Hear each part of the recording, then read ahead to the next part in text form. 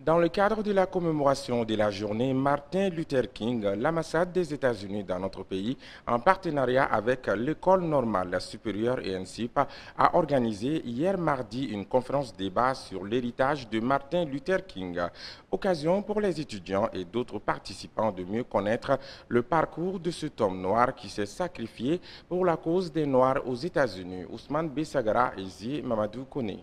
I'm happy tonight. I'm not worried about anything. I'm not fearing any man. Mine eyes have seen the glory of the coming of the Lord. Icône de la lutte pour les droits civiques aux États-Unis dans les années 1950, Martin Luther King, ce natif de l'Atlanta, a passé toute sa vie à défendre la cause des hommes de couleur de prédominance noire aux États-Unis.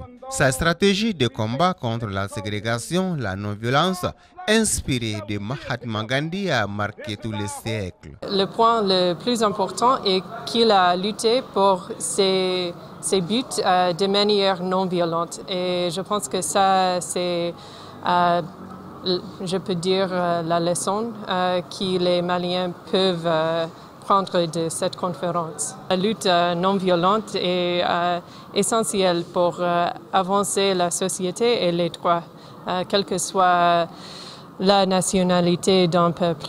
Plus connu à travers son discours I Have a Dream, je fais un rêve, pour le pasteur de l'église baptiste Ebenezer, 100 ans après l'abolition de l'esclavage, les Noirs vivent sur son îlot de pauvreté au milieu d'un vaste océan de prospérité matérielle.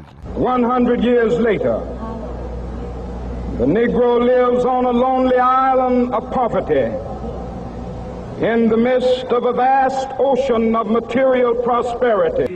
Séduit par la philosophie du protagoniste de la marche sur Washington en 1963, les participants à la conférence ont apprécié l'initiative. Je crois que c'est une occasion vraiment qui est à saluer de la part de l'ambassade américaine, parce que ça permet aux Maliens de bien comprendre vraiment la vie de Martin Luther King qui s'est battu pour la non-violence tout en réclamant ses droits. C'est bénéfique.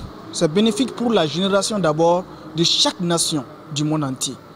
Parce que Martin Luther King, avant de disparaître, il nous a laissé une leçon. Une très belle leçon pour l'amélioration du sort de l'humanité.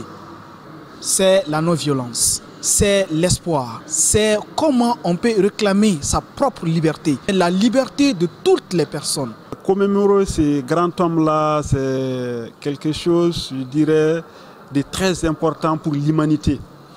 Il ne fut pas seulement un noir américain pour les Américains qui a lutté uniquement pour la liberté des Noirs américains, mais son discours résonne encore dans l'esprit de cette nouvelle génération et ça résonnera dans plusieurs générations à venir.